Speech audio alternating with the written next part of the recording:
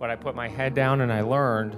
And after 2 years, I thought, I want to be an entrepreneur. I want the same job for somebody else, or I want to leave. And I thought about, do I go to him and be straightforward, or do I go behind his back and look for a job? And honesty is always the best policy. Hi, I'm Randall Kaplan. I'm an entrepreneur and a venture capitalist. I am the co-founder of Akamai Technologies, and over the last 20 years, I have invested in more than 70 early and late-stage companies.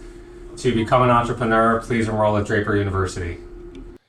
At any rate, I spent my first year on a very senior team as the junior person doing research and learning how to model. And I was so happy to be this junior person with all these senior, brilliant people, just a sponge. I was working 80 to 100 hours a week. I was making good money. I got stock options for the first time, and that job had historically been 1 year and out. You get promoted from that job into one of 6 corporate level VP jobs. Our vice chairman and COO, Jay Wintraub, who's now the CEO at Oaktree, which is the largest private equity firm in Los Angeles. I think they manage around $120 billion. He was a 37-year-old COO and vice chairman when I got there. And fortunately or unfortunately, SunAmerica stock had appreciated 6,000% the previous 5 years before I got there, so no one's going anywhere. You had all these junior talented managers who are worth $10 million or more, and they're getting more options and more options. So I knew I was there to put my head down.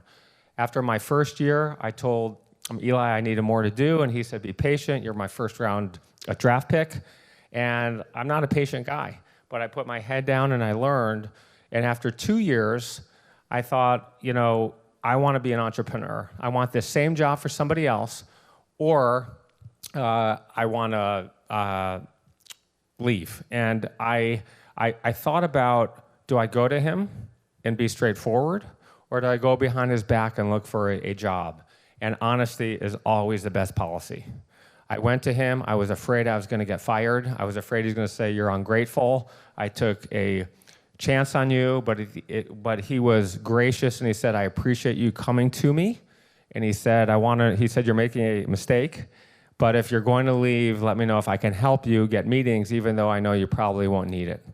And he allowed me to stay that third year. I still worked my tail off, and eventually I looked into doing a bunch of things. The 2 things that were most interesting to me is I had found an opportunity to work with someone named Gary Winnick, who had been a very, very successful investment banker at a firm called Drexel Burnham, which was run by Mike Milken, probably the most successful investment bank of all time. Mike Milken is the most important financier probably in the last 200 years. Gary had retired, had a private equity firm. I had heard he was doing some interesting things, and he did something novel. He was going to raise $450 million in a bond in debt, and he was going to lay fiber optic cable along the ocean floor to carry traffic, internet, data, video traffic. No one had done that before. Then they raised $650 million instead of $450. I had an opportunity to be assistant to the chairman there, and I had also met these 2 guys from MIT, my girlfriend at the time, whose brother, my girlfriend's brother's best friend was getting his PhD there. He was working for a professor, and they had invented some algorithms, and I didn't know what those were, that was going to change the way that information was sent on the web. And I thought, this is great. I want to go in technology. I want to learn something. This could be fun. And originally, I thought I was just going to help write a business plan, and I would try to get a board seat, and I want to put a little bit of money. I had saved at that point $400,000 through savings and options from SunAmerica, and my annual nut was $40,000 per year. So I thought, I've got 10 years to make something of myself, and that was the bet. I wanted to finally bet on myself. The problem with this opportunity, it was in Boston, and we didn't have funding, and I was leaving a prestigious job, and it was hard to jump off. Some of you are going to get great jobs. You're going to have golden handcuffs working for Apple, Cisco, Google. You're going to throw a lot of money at you. You're going to get married, buy a house, whatever, and it's hard to leave and take a risk. Well, I wanted to bet on myself, And ultimately, I chose this opportunity to work in Boston, to commute every week, leave on Sunday, get in at 12:30,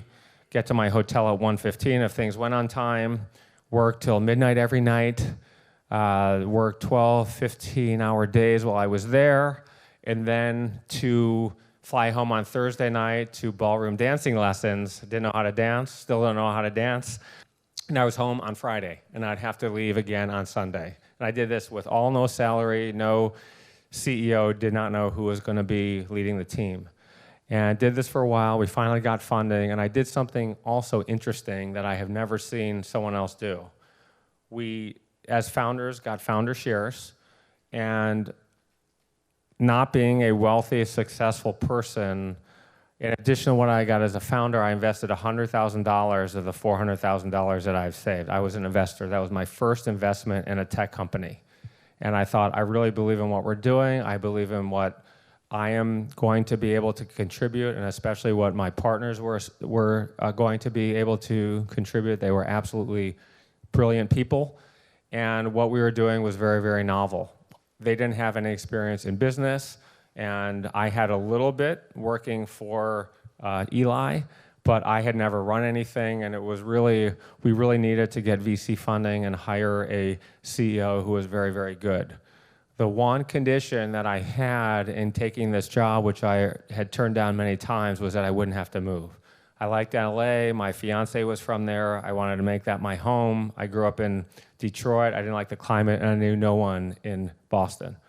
So as founders, we all had the same deal. My difference was I wouldn't have to move. And sure enough, we got some VC funding. We hired a CEO 6 months later, who I'd never met. We had lunch his first day. He said, I want you to move. I said, I'm not moving. And he said, if you don't want to move, you can be the head of West Coast sales. I said, I'm not going to do that either. I helped hire the sales guy, and I faced a choice. By the way, something else happened. 6 weeks after I left SunAmerica, Eli sold the company to AIG. This was a real company. We did $18 billion in revenue. Well, we had an $18 billion market cap, and we did $1 billion in net income, GAAP net income that year. And so that was a full vesting event for everyone. So I lost over $2 million over the course of 6 weeks, which was depressing. Paying for our own wedding, and that was a huge thing. So I meet with the CEO. He says, you got to move. I said, I'm not sure I'm going to. I called my old boss at SunAmerica, what would you do? He said, how much of this thing do you own? I told him. He said, what's it worth? The company then was worth, I think, $250 million. And when I started the company, I thought, what's the trade-off where this is going to be worth it? I thought, I'm going to learn something, and I want to make money. And where's the fulcrum point there and what I would need to make? And we really thought about, if the company's worth $200 million, I would make a premium over what I would have made at SunAmerica, and that was the goal. But at this point, a few months after, 3.5 months after we started, 4.5 months, Steve Jobs found out what we were doing. He sent Eddie Q to Boston and tried to buy the company, said no, and they invested $25 million at a $250 million valuation, and that's right around the time I was leaving, and Jay Wintrob said, why are we having this conversation? So I left the company, and that gave me a lot of opportunities to do a whole bunch of other things. The best advice I have for any wannabe entrepreneur is to believe in yourself, don't listen to anybody else, and to just go do it right now.